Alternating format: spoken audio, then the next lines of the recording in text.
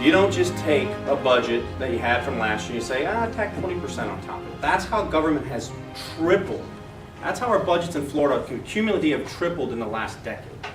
Did your paycheck triple in the last decade? I know mine sure did. In fact, it's kind of gone down. So how does government keep growing? Well, it keeps growing because bureaucracy tends to expand. There's a rule in government. Everything will expand to the time or the space allotted. And this is what's happening. So zero-based budgeting is really this. And this is how I do all of my cities and how I do all of my special taxing districts, and it works. Instead of having my rep director come in and say, well, what was your budget last year? $1 million? That's $1.2 million. Boom, done. No, I say, listen, what are you really going to need next year? We need to analyze our levels of service and our scopes of work, and what are you really going to need? And I promise you I'll get it for you. But you're not going to get what you had last year. It might be a little lower this year because this is all we can afford. What it does, it takes the onus off this end of the year spending. There's a great article written by a teacher from California, and it's called "There Are No Cheap Tomatoes." And he did an analysis, a rough analysis, but he said the $6 an hour that I pay for an immigrant migrant farm worker actually in full cost accounting goes to about 40 or 50 bucks an hour. By the time you add in all the freebies that they get, the school and the insurance and everything else that you and I pay for. Well, that's the same thing in government. Their idea, one of the things he mentioned was he was told as a teacher to spend $500,000 in the last month of school to buy new computers because if they didn't spend it, they wouldn't get it. That absolutely has to end. You need to send somebody up there who knows how these things work and who actually has the gumption to say, it's enough, man. It's absolutely enough. Get out of the ad valorem tax that, we shrink it down for a homeowner, but then a property owner, a commercial property owner who doesn't get any homestead exemption, and we can raise her rate unfettered every single year. The brunt's really fallen on the business owner. And they have. And it's fallen on the business owner. Believe me, it used to bug me as a city manager when I would sit there and hear people say, commercial's the gravy train because they pay all the taxes and they don't get a vote and we don't have to supply them with services. That galls me, okay? You got to get out of that mindset because ultimately who employs you? These business owners sitting here. Get out of the small business pocket. Government needs to stand out of the way, create an environment that allows businesses to be created by the private industry, grow and thrive. What do?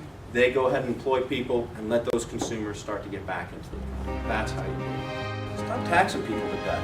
I opened my own business 3 years ago.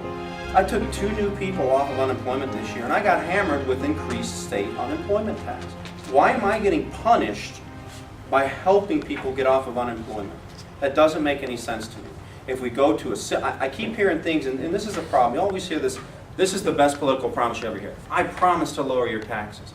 Anytime you hear somebody say that, say, wait a second, do you even know what are in taxes? Do you know how many taxes we have? Do you understand that a franchise fee is just another tax? Utility fees are just another tax? And 60% of your paycheck goes to taxes overall? Stop the insanity. If we can repeal our whole tax code, just stop. Go to a fair tax, go to consumable tax. That way, Alice doesn't have to pay hundreds of thousands of dollars a year for her building and property taxes. I know I need to hire more people. I simply can't afford it. So stop burdening these small businesses, and believe me, they will start to come. First of all, I want to make this clear to everybody who owns a small business that the way that the law is actually written for the health care plan, it's not 50 employees who are full-time. It's an average of full-time employees. So 30 hours constitutes full-time. So if I have someone at 40 and someone at 29 hours, they're being counted as 2 full-time employees. So small businesses are going to absolutely get hammered on this. And the pitfall is they want you to pay the fine, so what? Everybody goes on universal health care. That's the trap. Here's the problem with taking any money. You cannot budget. It's absolutely illegal to budget on a non-recurring fund balance. That's a grant. You cannot budget on that. You cannot balance your budget on that. What the state did was illegal. And what the state did was they've had crutches for 2 or 3 years. And what Charlie will tell you is, well, it helped keep all those teachers employed. Yeah, unfortunately for 1 more year.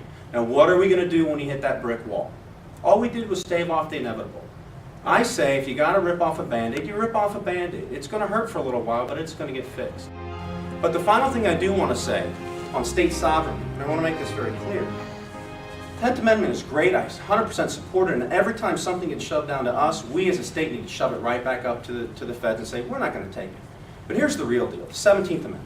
We have to absolutely get that abolished. And what the 17th Amendment does, and you need to start listening to your senators, Your U.S. senators that are running this time for that particular. You need to start listening to people say, I promise to go up there and abolish that. Because what that does is then it puts it back the way it used to be, where the state legislature decides who goes up to Washington. And if they don't do what the state wants, they get yanked. Not 6 years and sitting around and waiting and hoping that things will get better. So that's what I say as far as state sovereignty. 100% support it, and I'm starting to see a good swell. I like it. States are going to start banding together and make this thing happen. The problem with pensions is states have kept them because they believe they can never go bankrupt. Do we believe that anymore? No, a lot of these states are going to go bankrupt.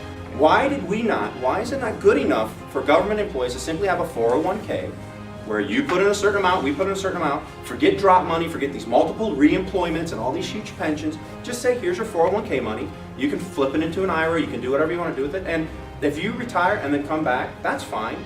At that new job, you'll still get a little portion put into a 401k. It doesn't make sense. What's good for the goose isn't good for the gander. But Florida has one of the best retirement systems in the country. Right. Until we go bankrupt.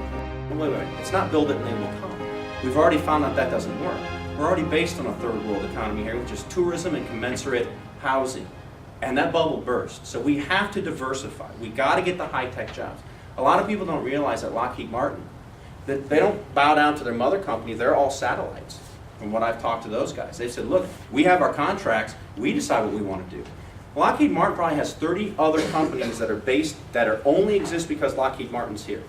I've heard that they've got once they develop a weapon, they've got testing, and then there's another company that does the psychological evaluation of the guys who do the testing. 30 companies would leave. So we've got to solidify that, and there's grumblings about them wanting to go. So what we need to do is take this opportunity right now to make sure that they understand that we can solidify this. We can do something right. And the way you do that is to instill, you build your credibility back, and you instill confidence back into people through sound government, through reduction of taxes, by not limiting services, eliminating waste, lowering your taxes, and putting the money back out there for people to be able to live. Oh, and one other thing. I am all for internet sales tax. You as a parent should get this money. If we're going to redistribute wealth, if we're going to take your taxes and we're going to force you to send them to school, you put them in whatever school you want to put them in. And then you're going to find out real quick how fast a school will change its tune. There's 3,200 kids at Timber Creek High School. At $5,000 a voucher, and out there $5,500, $5,000 a voucher, $16 million a year going directly to the school.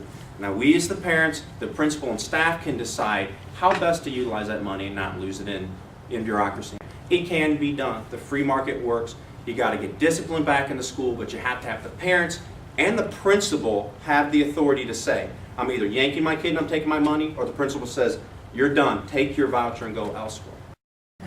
I don't need the job. I make a lot more money not doing this. I feel it's a civic duty. If I do what I think is right and people throw me out of office, that's okay. That'll be a pay raise for me. I did not teach to a test, and here's an interesting little thing. This is funny. Every single teacher would say, here's the test, every day they'd review it, here's the question, here's the answer. Here's a very simple one. A river runs this way. A tribe lives at A and a tribe lives at B. Which tribe is going to be drinking dirtier water? Now my kids could figure that out because they understood how rivers work, and water seeks the lowest point, and there's an upstream and a downstream. Kids who didn't know that had a 50-50 shot at it. So I think the point is we need to allow educators to educate. And here's the other interesting fact. You know why the age of 18 is the magic age of adulthood? Because that's when your brain can actually process, on average, right and wrong. Up until then, that's why you correct children. That's why you keep telling them what's right and wrong. That's why you keep putting them on the good track. So I do believe that morals and ethics and things of this nature have to be taught every single day in very simple lessons within the classroom. And if teachers have your student for 6 to 8 hours out of the day, that's a third of their day, I sure as hell hope they're teaching something good.